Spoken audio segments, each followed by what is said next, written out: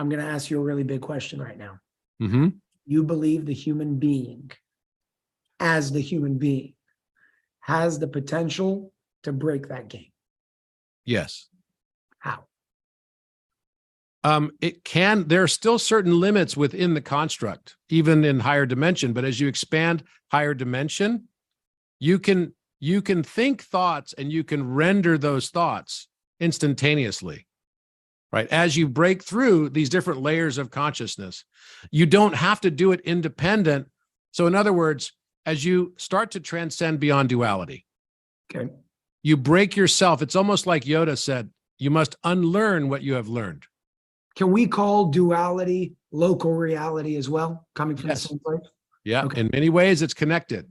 So Okay. it's not a coincidence that the world's going through a global awakening spiritually, and then now all of a sudden science is mirroring that reality Yes. by saying that local realism is dead. So if local realism is dead, then all science as we know it is turned upside down. Everything. Because it's not like biology exists without physics.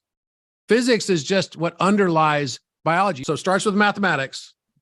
Applied mathematics is geometry. Applied geometry is physics. Applied physics is chemistry. Applied chemistry is biology, biological systems. Applied biology becomes psychology. Biological systems now working in a psychological way, communication with each other. Then collectively, we call that sociology because it's applied psychology.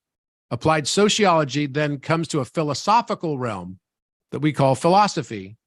And applied philosophy comes back to mathematics, which is really the simplicity of ratio. And it keeps going in that cycle. Exactly. So what we're doing here is we're going through these experiences so that we can learn more who we are and remember why we're here and what we chose to learn and experience. Now, that means that it's literally like an AR headset or something, right? And I did I'm doing a podcast soon with this fellow by the name of Donald Hoffman, who's an incredible psychologist and mathematician who I can pull this up off my Instagram page. Objects have definite values of position or momentum or spin when they're not observed, and that those definite values have influences that propagate no faster than the speed of light. So the first one is called realism, that they have definite values. And the second part is locality. That means that they influences propagate no faster than the speed of light. Everybody has assumed that local realism is true, and it's false.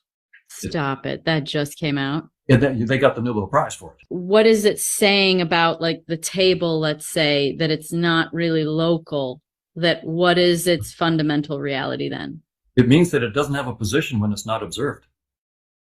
It doesn't have a color when it's not observed. Right. Okay. If you don't have a position when you're not observed, then you're not there.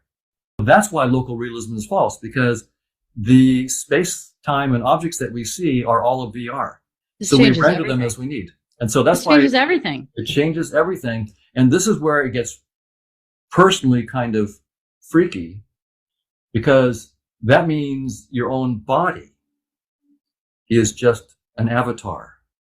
The one intelligence projects itself into multiple avatars so that it has a chance to learn to love.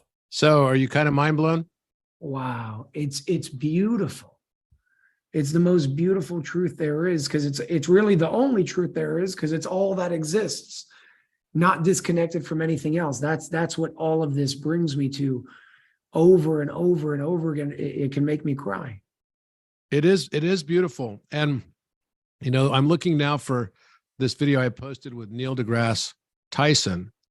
And he did a really nice job to sort of explain this. Oh, here it is. The fact, waiting for someone to convince me that we don't live in a simulation. I've heard you say it. The arguments put forth have been quite convincing. Most of the best arguments are traceable to a guy named Nick Bostrom, a philosopher at the University of Oxford. Here's the argument. Our computing power is growing rapidly. We create simulations of worlds. We have video games with characters that are inside the video game. Imagine a day where you can simulate a world so perfectly with life forms, humans, so well that you can recreate every single neurosynaptic thought you could have, but now you're in the simulation on the computer. So, Including the perception of free will. so now you would have enough computing power to imbue the Sims inside of the program with all of the human traits that we possess now. Correct. Not only our human traits, Not but on- the world. but the world. The world itself. Right. And you don't have to have all the world existing there at all times. That might be an unrealistic amount of computing power. You just need Enough of the world that they see around them. nothing that they see around them. Right. So you want to start digging, and that's so funny. And haven't put the Earth there. There's a flag that goes up in the programmer, and they say, need more Earth." So they Right. put Earth beneath you while you can keep digging. It's like the Truman Show. For example, or does Minecraft you can build Or stuff? Minecraft. Right. Oh, that is Minecraft. Right. Okay. God, that guy's a brilliant genius. So, and we went to the moon. It's okay. Let's make sure Right. the moon is there. Right. Okay. Maybe that's why we can't travel faster than the speed of light, because if we could, we'd be able to get to another galaxy Before they could program it. that galaxy. Oh! So much fun. Does that answer your question now?